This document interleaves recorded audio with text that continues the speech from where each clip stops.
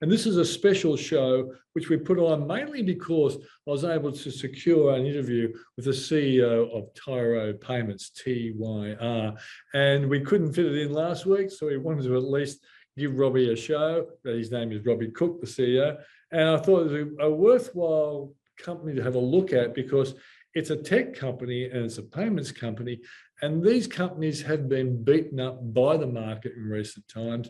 Fear about rising interest rates, particularly in the US, has led to a big sell-off of tech companies. And I've always invested from the point of view of, as Warren Buffett said, to be greedy when others are fearful, particularly if you think the company is a good company. It's not a bad strategy, but you really do have to be patient. So with all that on board, I suggest you have a listen to my discussion with Robbie Cooke, the CEO of Tyro. Well, joining us now is the CEO of Tyro Payments, Robbie Cooke. Thanks for joining us, Robbie. Lovely to be here, Peter. Thanks for having me. Now, Robbie, let me ask you a few questions, not only as an interested observer, but also as a shareholder. Is Tyro a tech company or a payments company? Great question. Look, we're a combination of both, and that's what makes us different to some of the other incumbent payments providers in the market. So we're a tech-enabled payments company. We have our own tech team. We have our own proprietary platform. We've got 600 odd team members, and we've got about 300 technologists. So I think it's true to say we are a fintech in every shape and form of that word. Okay. Now, I know you're not responsible for what the market does, but tech companies and payment companies have been picked on recently. So are you getting a double pick on?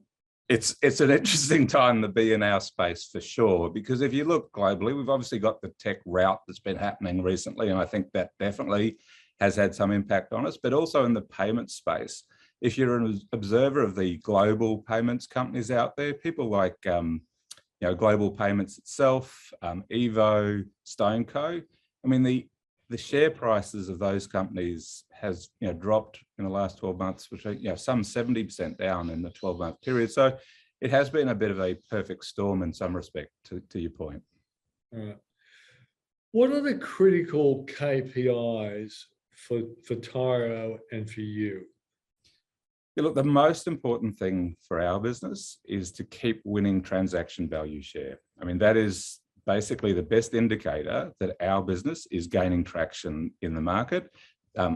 Peter, as you know, a big part of our proposition is encouraging people with a merchant relationship with one of the major banks to come to Tyro and to join us and to join our technology and our solution. And I think if you look at and we put our weekly transaction value updates out this morning, if you look at our year-to-date performance, transaction value's up 31% on the same period last year.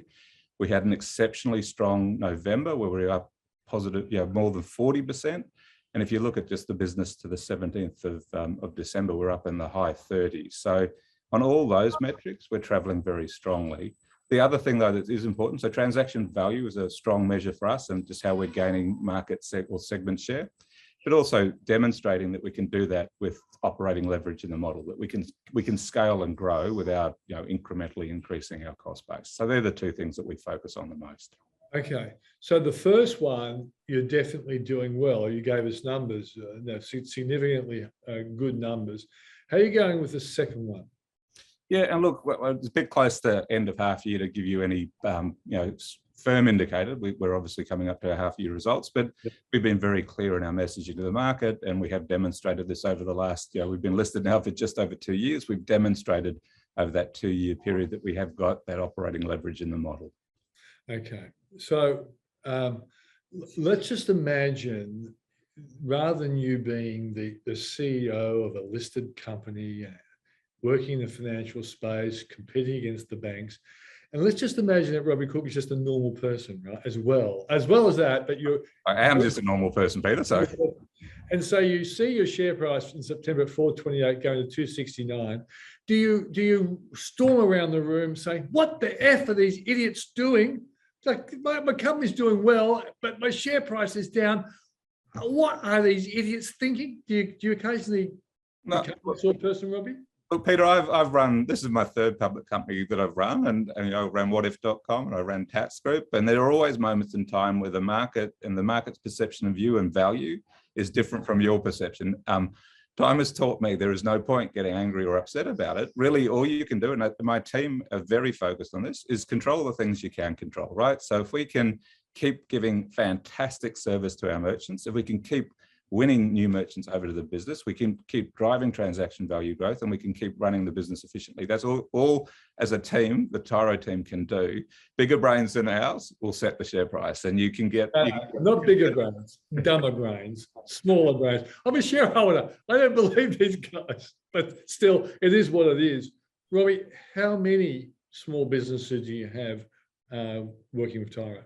So we've got an incredible cohort, and it's increased significantly. So we added 18,000 more merchants when the Bendigo Alliance started. So we've got now more than in the 50,000 plus mark of merchants working with us. So it's a very strong merchant base. Okay, right. Is there a typical size of business that works with you? We've got the full gamut. So we go right down to micro merchants. So you think maybe somebody working at the King's Cross markets, like the best bacon and egg roll vendor in the whole of Australia at the King's Cross market on Saturdays, right through to our big merchants, people like Guzman and Gomez, the Mecca Group, JCar. So we've got quite a spread. So that would range from very small transaction values up to 500 million in transaction values per annum. Okay. We talked, we know tech companies and payment companies are on the nose on markets right around the world. We know that. What about reopening, Robbie? I've always argued that Tyro is a company that should benefit from when we reopen and get back to normal. Have you been able to work out what percentage you are off what normality would look like? I know it's a hard number, but I would have thought it's an important one for you to sort of grasp.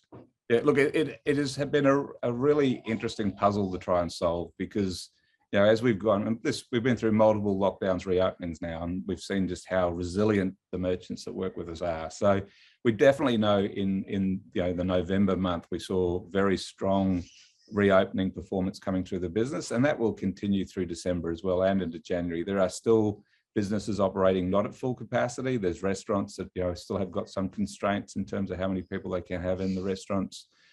So that thematic's part of the business, and it is coming through, and you can see it in our numbers in November and December, and I think that continues into January as well.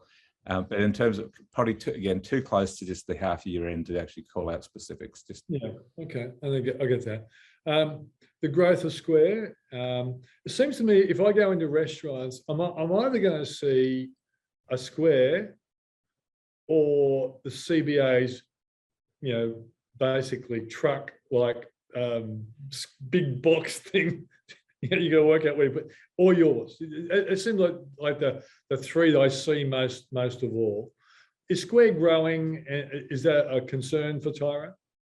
Look, I always say if you don't like competition, you shouldn't be in the payment space for a starting proposition. It's been, I'm coming up to 4 years at Tyro now. It is a very dynamic, very competitive market, has been for that full time and prior to my time on board. Square has been in the Australian market for more than 5 years. Obviously the banks have all got their propositions. You've got a multitude of other players though also in the market. So it's a competitive space. Square is a strong competitor, as are others. I like that competitive nature because it keeps you on your toes, keeps you focused, it stops you being complacent, which is death in this space. Yeah. So it will continue to be competitive. It won't get any less though. Do you see in your competitive space the fact that Square and Afterpay are together, does that make the challenge bigger or exactly the same? I actually don't think it changes the dynamic, particularly in the Australian market. I mean, a lot of people said at the time that combination was originally announced, that boy, does that change things in your world? And it doesn't, and I'll tell you why. Because one of the very strong parts of Tyro's proposition is that we work with and integrate with more than 310 separate point of sale systems. So the POS system is the basically the interface that restaurants, retailers, health practitioners use in their outlets, in their premises. We don't force a merchant to use a particular POS. We actually work with whichever POS they want, and we integrate our terminal directly to that. The difference with Square, for example, they have their own POS solution, and that's something that's built into their solution. So we're agnostic as to what POS people use, and I think that's one of our big features, and one of the reasons a lot of merchants choose to work with us. So, do you think that gives you a greater growth opportunity, the fact that you can work in any POS system? I think it shows that the way we think about it is we think about what does our merchant want, and if they want to use a particular POS, we'll make sure that we can actually integrate with that POS so that we work with them in a partnership approach rather than saying you must work with this particular point of sale system. So it is an advantage. Recall it was probably, you tell me if I'm wrong, but was it this time last year that you had the device problem? It was the 5th of January this year, so it feels like a couple of years ago, but that was the way we started this year. So, it was a very ordinary way and something that disappointed the whole team, in our business, and let us down and let our merchants down. So is that behind you? Are there any legal issues or anything that are coming out of that?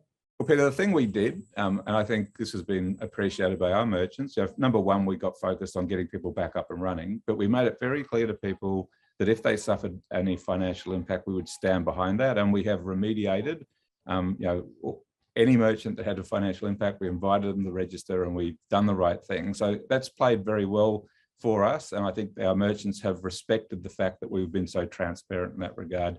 There is, and it's publicly announced, there's been a class action that started about a month or two ago. We'll see how that plays, but the reality is any merchant that's been impacted, we've offered to remediate them. And we think that approach, it's faster than pursuing legal action. It provides certainty. You're going to get paid. Any loss you've had, you'll get resolved faster. So that's something we think our remediation program actually does, which a class action doesn't, in our view. Was there any insurance protection for you because you were using someone else's product that didn't actually perform up to expectations?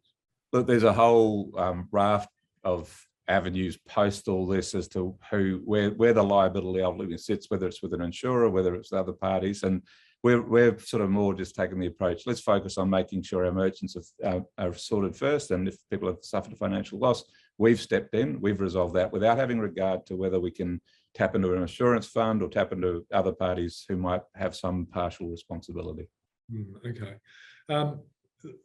Last question. You do actually have a large group of small businesses that we have a really intimate relationship because the payment system is critically important. Do you intend to grow the relationship that you've got with them and provide other services and other support that will, in a sense, create like a golden cufflink, a hand, you handcuff, I'm thinking of cufflink, a handcuff to you? Is that part of the long-term strategy? Look, definitely we've got opportunities, Peter, because we've got a full banking license. We're an ADI, so we have other products that we offer to our merchants, perhaps in some cases not as well known as our payments proposition, but we have a merchant cash advance loan that we provide, which is a great product, which isn't something that the major banks offer. It's an easy access to funding without any paper, without any security. So that's a product we think we can do a lot more with. We're also looking at just the ways we can actually make more data available to our merchants so they can use that intelligently in their business. So that's something where there's opportunity. So I do think you're absolutely right with that close relationship and the way we look at that relationship. If we can provide more value to our merchants, and that is something that they appreciate and respect, it definitely, and we know it from our merchant cash advance offer, when you do provide more, the NPS scoring you get from merchants actually increases, which is a good indicator that you're providing value, and that's appreciated and respected, and that will long-term build the stickiness of that relationship. Yeah, and I think the only reason I'm asked that question, I think I saw an ad on Sky News where you actually did show that you are more than just a payments company, that you are actually linked to small business in more ways than just the payment system. I think that stuck in my head, but I guess more people have to see that ad, I think. Absolutely. We need to do more advertising for sure. Okay, Rob. Well, thanks for joining us on the program, mate, and have a good Christmas. Thanks, Peter, and you have a great Christmas as well. Yeah. That was Robbie Cooke, the CEO of Tyro Payments. And that's our last show for the year. It was a show we weren't planning on, but as I said, I was lucky enough to get Robbie Cooke, and I just wanted to give him a real good chance to talk about his company going forward. And I'd like to thank you for supporting us over 2021. And I wish you a really happy Christmas and a fantastic new year. We'll see you on January 10, when our first show for 2022 will be on show. Thanks very much for joining us. See you in 2022.